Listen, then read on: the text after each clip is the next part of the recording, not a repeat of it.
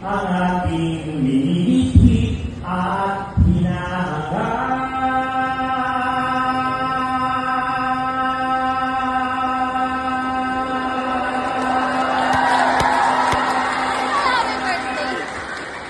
Kabataan ng Barangay Mapulang Lupa, hangad ko'y tagumpay inyong lahat.